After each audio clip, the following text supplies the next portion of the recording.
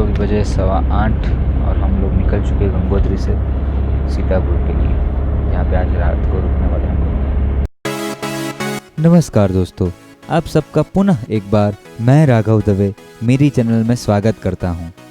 आज हम हमारे सबके प्रिय ज्योतिर्लिंग केदारनाथ की यात्रा करने वाले हैं। गंगोत्री से सुबह निकलकर हम रात को सीतापुर ठहरे और दूसरे दिन सुबह 5 बजे हमने हमारी केदारनाथ की यात्रा शुरू की।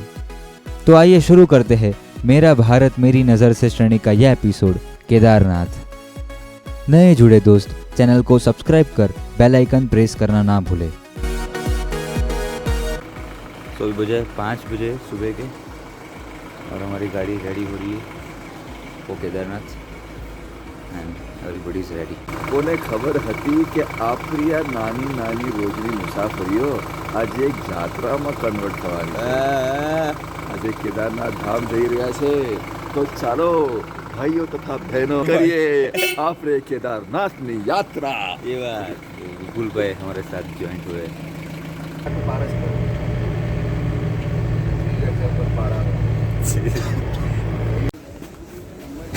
तो हम सोन ट्रैक पहुंच गए। यहाँ हमारा ई पास वगैरह का रजिस्ट्रेशन देखेंगे और फिर यहाँ से टैक्सी मिलेगी हमें। वो बैग तो हम लोग अभी पहुँचे हैं यहाँ पे गौरीकुंड पहुँचे सोन ट्रैक से, यहाँ से चलना है। तो अभी बजे है 6 सवा 6 बजे है सुबह के और गौरीकुंड से हम अभी निकल रहे हैं।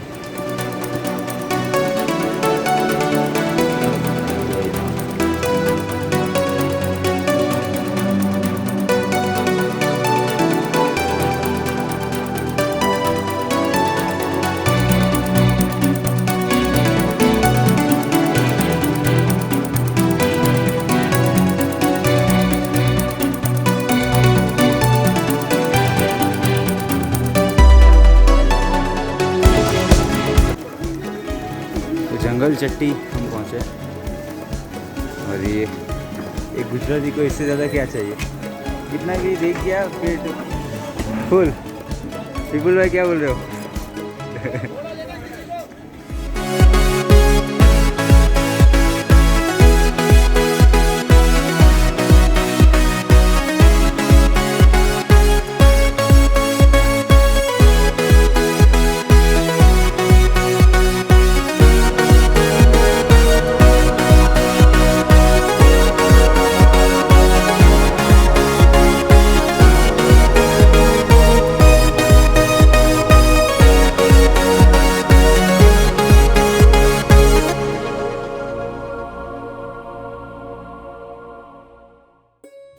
दोस्तों, केदारनाथ के बारे में कौन नहीं जानता।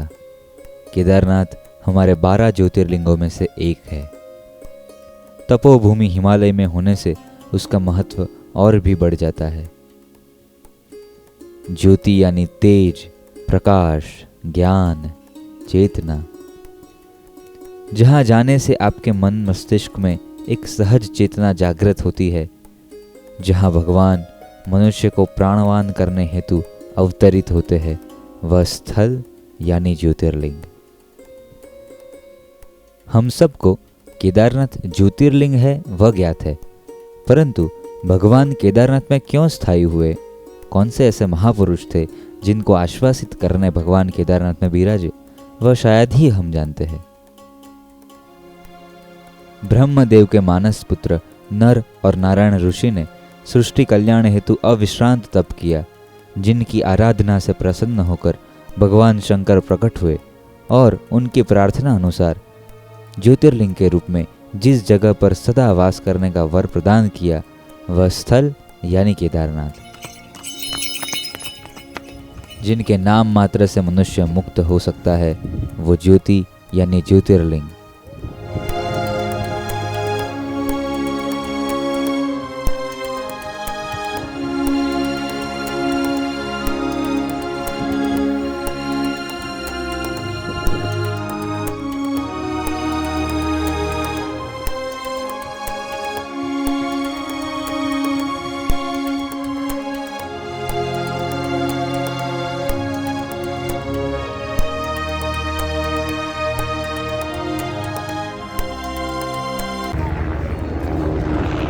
बेस कैंप घोड़ों का पार्क। आई थिंक यहाँ से 2 किलोमीटर भी बाकी है।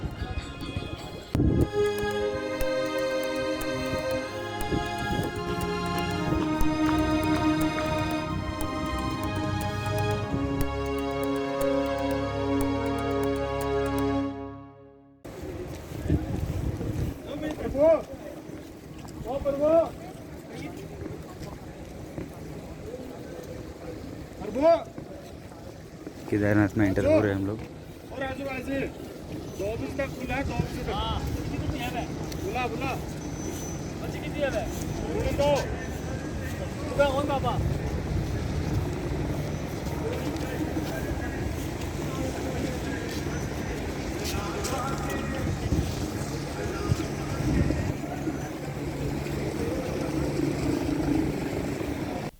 दूसरी कथा ऐसी मानी जाती है कि महाभारत के युद्ध में विजयी होने पर पांडव भ्रातृहत्या के पाप से मुक्ति पाना चाहते थे।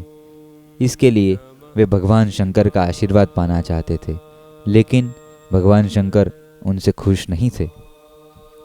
भगवान शंकर के दर्शन के लिए पांडव काशी गए, पर वे उन्हें वहां नहीं मिले। वे लोग उन्हें खोजते हुए हिमालय तक आ पहुंचे। भगवान शंकर पांडवों को दर्शन देना नहीं चाहते थे, इसीलिए वे वहां से अंतर ध्यान होकर केदार में जा बसे। दूसरी ओर पांडव भी लगन के पक्के थे। वे उनका पीछा करते करते केदार पहुंच ही गए। भगवान शंकर ने तब तक बैल का रूप धारण कर लिया और वे अन्य पशुओं में जा मिले। पांडवों को संदेह हो गया, अतः भीम ने अपना विशाल रूप धारण कर 2 पहाड़ों पर पैर फैला दिए। अन्य सब गाय बैल तो निकल गए, पर शंकर जी रूपी बैल पैर के नीचे से जाने को तैयार नहीं हुए। भीम बलपूर्वक इस बैल पर झपटे, लेकिन बैल भूमि में अंतर ध्यान होने लगा। तब भीम ने बैल की त्रिकोणात्मक पीठ का भाग पकड़ लिया। भगवान शंकर पांडवों की भक्ति दृढ़ संकल्प को देखकर प्रसन्न हो गए। उन्होंने तत्काल दर्शन देकर पांडवों को पाप मुक्त कर दिया।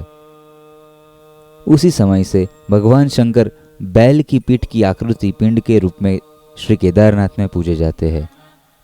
ऐसा माना जाता है कि जब भगवान शंकर बैल के रूप में अंतर्ध्यान हुए तो उनके धड़ से ऊपर का भाग काठमांडू में प्रकट हुआ। अब वहाँ पशुपतिनाथ का प्रसिद्ध मंदिर है। शिव जी की भुजाएं तुंगनाथ में, मुख रुद्रनाथ में, नाभि मद महेश्वर में और जटा कल्पेश्वर में प्रकट हुए। इसलिए इन चारों स्थान सहित श्री केदारनाथ को पंच केदार कहा जाता है। यहाँ शिव जी के भव्य मंदिर बने हुए हैं। वर्तमान केदारनाथ मंदिर का निर्माण 1000 वर्ष से पूर्व माना जाता है। जनश्रुति है कि इसका निर्माण पांडवों या उनके वंशज जन्मेजय द्वारा करवाया गया है। साथ ही यह भी प्रचलित है कि मंदिर का जीर्णोद्धार जगत गुरु आदि शंकराचार्य ने करवाया था। मंदिर के पृष्ठभाग में शंकराचार्य जी की समाधि है।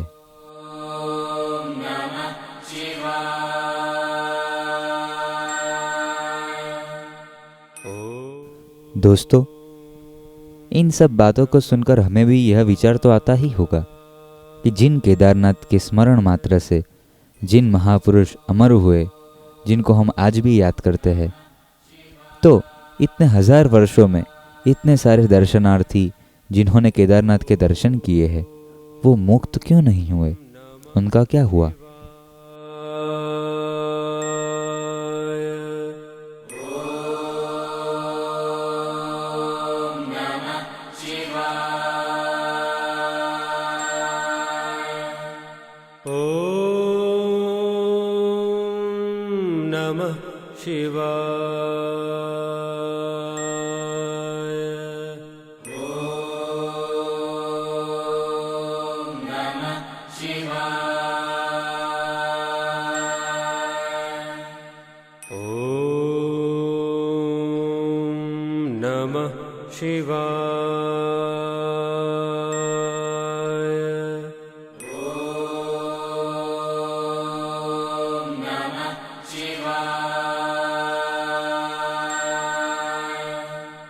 Oh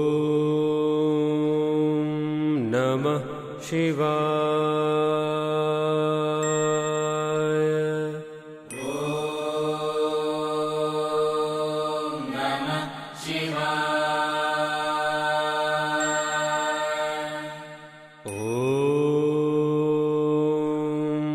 नमः शिवाय।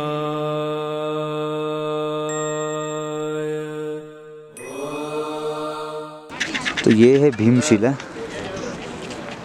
जो केदारनाथ आपदा के समय यहाँ पे मंदिर में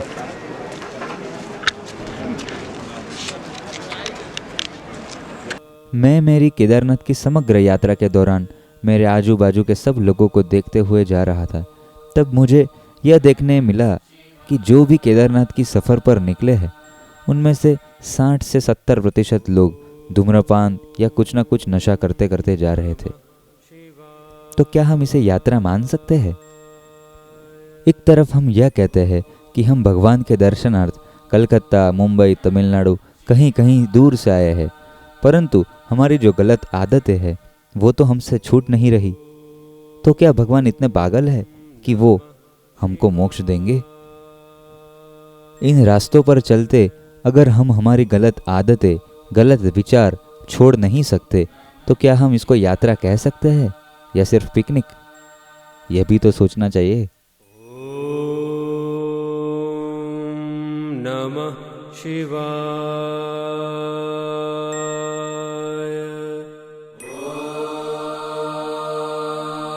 ओम नमः शिवाय। ओम नमः शिवाय।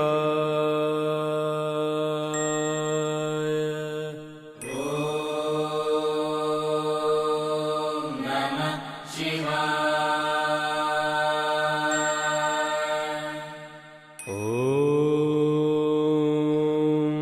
नमः शिवाय।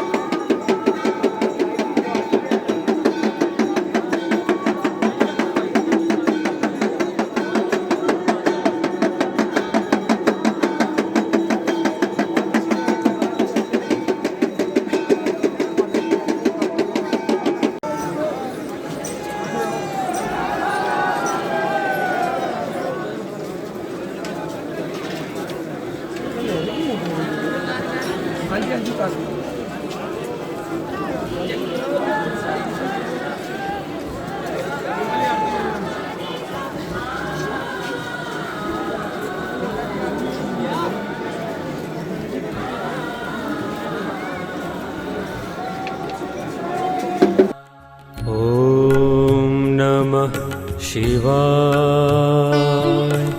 ॐ नमः शिवाय।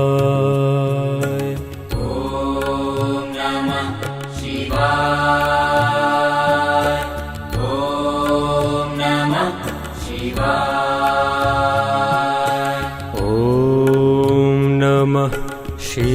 शिवाय। ॐ नमः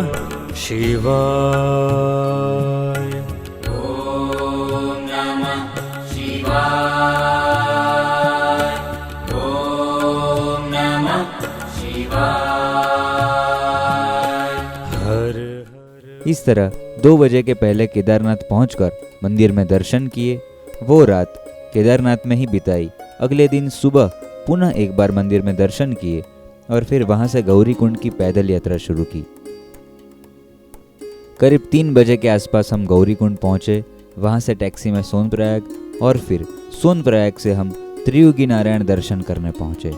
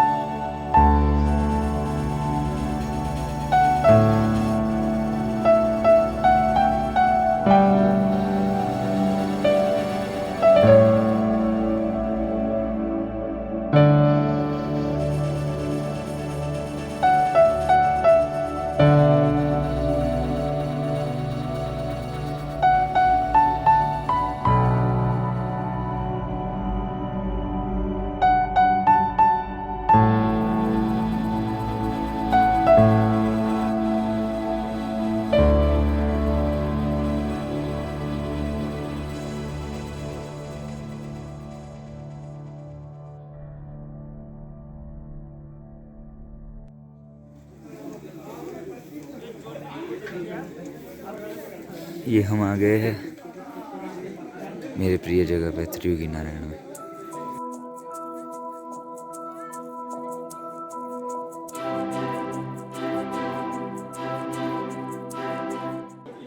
भव्य त्रियुगी नारायण मंदिर। यहाँ पे अखंड ज्योत जो है वो चलती है।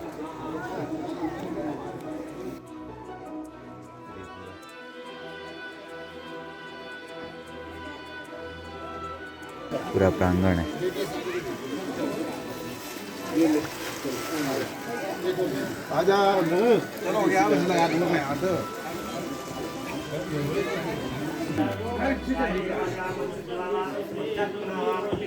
तो जो शादी होती है वह कहाँ मंडप कहाँ रहते? चौरी वहाँ पे यहाँ पे नहीं, बीच में नहीं।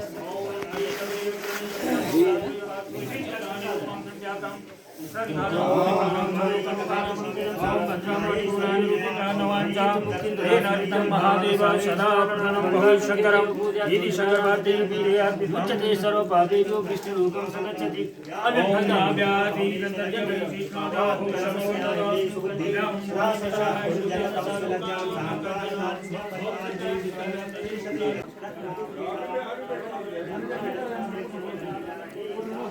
शिव पार्वती की जो विवाह की ज्योत थी वो अभी भी प्रज्वलित है यहाँ पे मंदिर में 3 युग से, इसलिए सो त्रियुगी नारायण कहा है।